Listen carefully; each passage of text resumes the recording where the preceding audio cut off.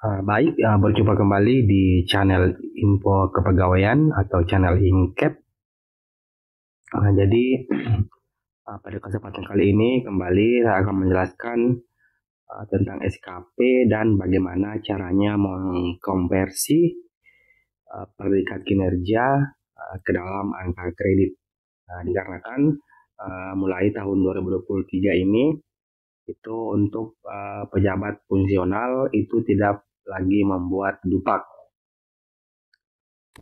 Jadi itu dasar hukumnya itu di Permenpan RB nomor 6 tahun 2022 tentang pengelolaan kinerja pegawai. Kemudian Permenpan RB nomor 1 tahun 2023 tentang jabatan fungsional. Nah, di mana Permenpan ini merupakan Permenpan dari keseluruhan jabatan fungsional. Nah, kemudian disusul oleh Peraturan BKN nomor 3 tentang angka kredit, kenaikan pangkat atau jenjang jabatan fungsional. Nah, di Permenpan RB sendiri di nomor 1 itu ada pasal 36 yang menjelaskan tentang konversi kinerja. Nah, di sini dikatakan untuk evaluasi kinerja pejabat fungsional itu dilaksanakan secara periodik maupun tahunan. Nah, jadi untuk konversinya itu bisa kita laksanakan secara periodik atau secara tahunan. Nah, di sini untuk evaluasi kinerja periodik sebagaimana dimaksud itu paling singkat 1 tahun dan ditetapkan dalam predikat kinerja periodik pejabat fungsional. Nah, evaluasi kinerja tahunan pejabat fungsional ditetapkan dalam predikat tahunan pejabat fungsional. Nah, di sini untuk predikat sendiri itu ada sangat baik, ada cukup, kurang, dan sangat kurang. Nah, penetapan predikat kinerja dilakukan oleh pejabat penilai kinerja. Seterusnya di pasal 37 itu predikat kinerja itu dikonversikan ke dalam perolehan angka kinerja tahunan. Dengan ketentuan itu sangat baik itu berarti pengalinya itu 150%. Kalau baik itu 100%, kalau cukup 75%, kurang 50%, dan sangat kurang itu 25%. Nah, di sini juga dijelaskan terkait pejabat fungsional yang memperoleh ijazah yang lebih tinggi itu diberikan tambahan angka kredit sebesar 25% dari angka kredit kumulatif kenaikan pangkat sesuai jenjangnya untuk 1 kali penilaian. Nah, seperti itu. Nah, jadi ini angka kreditnya itu bisa dihitung secara proporsional. Ini di nomor 4. Nah, ini adalah tabel angka kredit yang bisa didapatkan oleh pejabat fungsional itu dari keterampilan dan keahlian. Nah, jadi di sini untuk saya contohkan di sini untuk keahlian itu ahli pertama itu bisa mengumpulkan angka kredit 12,5. Jadi ini koefisien tahunannya ini. Nah, jadi untuk naik pangkat dari 3A ke 3B itu butuh 50. Nah, sedangkan untuk naik jenjang dari pertama ke muda itu membutuhkan angka kredit 100. Nah, seperti itu penjelasannya. Jadi di sini lengkap mulai dari pemula di jenjang terampil sampai dengan di ahli utama di jenjang, maksud saya di jenjang ahli utama di kategori keahlian. Nah, ini tabel konversi predikat kinerja tahunan menjadi angka kredit tahunan. Nah, jadi saya contohkan di sini untuk keahlian itu ahli pertama itu koefisiennya 12,5. Jadi kalau misalnya kita mendapatkan predikat sangat baik, itu kita mendapatkan angka kredit 18,75. Nah, kalau baik dengan pengali 100% berarti kita mendapatkan 12,5. Kemudian untuk butuh perbaikan pengalinya itu 75%, berarti 75% dikali 12,5 itu kita hanya mendapat 9,38. Nah, untuk yang predikat kurang itu pengalinya 50%, berarti kita hanya mendapatkan 6,25. Kemudian kalau sangat kurang itu kita mendapatkan 3,13. Begitupun untuk kejadian di bawahnya itu ahli muda, ada di sini perhitungannya sampai dengan di keterampilan di jenjang penyelia. Nah, mulai Januari 2023, pejabat fungsional itu tidak perlu lagi membuat dupak karena angka kredit akan didapatkan dari hasil konversi predikat kinerja.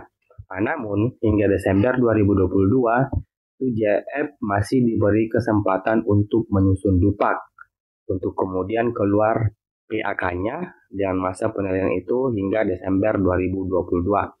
Nah, jadi bagi teman-teman yang belum mengklaim kegiatannya sampai dengan Desember 2022 itu masih bisa diklaim. Nah, sebenarnya ini juga agak terlambat kalau baru sekarang mau mengklaim, tapi tidak ada salahnya kalau dicoba dikonsultasikan dengan instansi pembina masing-masing. Nah, seperti itu. Jadi kegiatan sampai dengan Desember 2022 itu masih berlaku untuk menyusun dupak yang kemudian itu akan keluar PAK-nya. Nah, selanjutnya bagaimana cara menggabungkan PAK yang sudah ada dengan AK hasil konversi predikat SKP atau predikat kinerja. Nah, jadi PAK yang ada itu tidak bisa langsung digabungkan dengan angka kredit hasil konversi dari predikat kinerja. Nah, lain halnya kalau misalnya PAK yang teman-teman miliki itu sudah PAK integrasi, itu sudah bisa langsung digabungkan dengan predikat kinerja atau predikat SKP. Namun, kebanyakan sekarang itu PAK-nya masih PAK yang konvensional. Jadi kalau misalnya PAK konvensional, itu harus dikonversi dulu ke AK integrasi. Nah, di sini cara konversinya itu bisa dengan melihat langsung di peraturan DKN nomor 3 tahun 2023 atau bisa menggunakan aplikasi disepakati yang telah disediakan oleh DKN. Nah, kalau ini bisa langsung ke kepegawaian di instansi masing-masing untuk bisa diinput oleh admin PAK lamanya itu supaya bisa dikonversi ke PAK integrasi. Jadi intinya itu PAK integrasi yang bisa digabungkan dengan AK yang diperoleh dari konversi predikat kinerja. Nah, di sini seperti yang tampak di layar ini adalah contoh format konversi predikat kinerja ke angka kredit. Nah, di sini ada nama, ada NIP, ada nomor seri karpet. Nah, jadi ini hampir sama dengan format PAK sebelumnya. Nah, di sini bedanya ada konversi predikat kinerja ke angka kredit. Nah, di sini kita masukkan apa predikatnya, kemudian berapa di sini persentasenya, kemudian di sini berapa koefisien per tahunnya. Nah, di sini adalah angka kredit yang didapat berapa, yaitu dengan mengalihkan kolom 2 ini persentase dengan koefisien per tahun. Nah, di sini ditetapkan oleh pejabat penilai kinerja kita di unit kerja masing-masing. Berikutnya ini adalah contoh format akumulasi angka kredit. Nah, jadi di sini misalkan kita itu penilaiannya proporsional, misalnya kita di sini diklaimnya itu periodik, misalnya di sini misalnya bulan Januari, Februari berapa, Maret berapa, nanti di sini diakumulasi totalnya ada berapa. Nah, sama di sini ditetapkan juga oleh pejabat penilai kinerja. Nah, ini adalah contoh PAK-nya, penetapan angka kredit.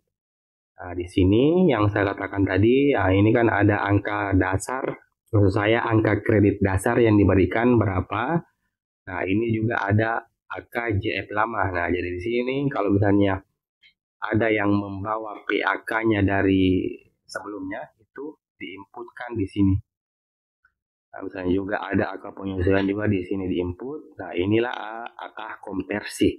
Nah, di sini kita mengisi berapa angka konversi yang kita dapatkan dari predikat kinerja. Nah, kemudian kalau misalnya kita mengalami peningkatan pendidikan, kita input juga di sini. Nah, oke, jadi di sini ada perhitungannya.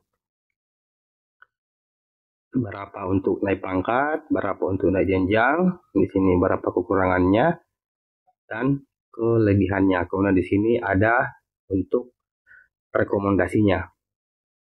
Nah, sama ini juga ditetapkan oleh pejabat penilai kinerja di unit kerja kita. Jadi ini ya adalah yang menilai SKP kita yang menetapkan untuk PAK-nya.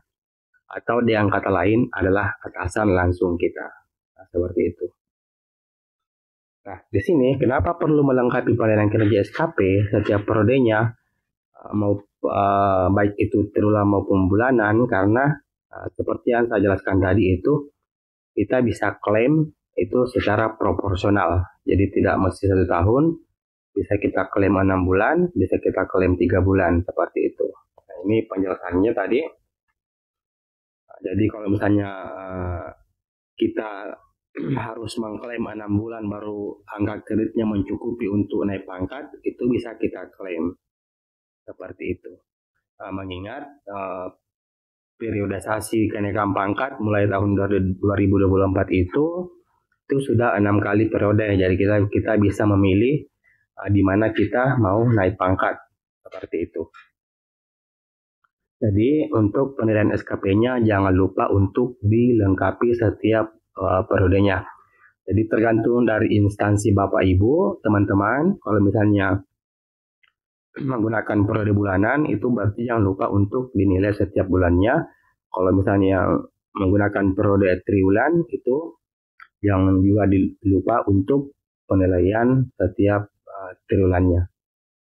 Oke, jadi mungkin seperti itu penjelasan kali ini. Jangan lupa di subscribe untuk mendapatkan update video dari channel Info Kepegawaian. Terima kasih. Assalamualaikum warahmatullahi wabarakatuh.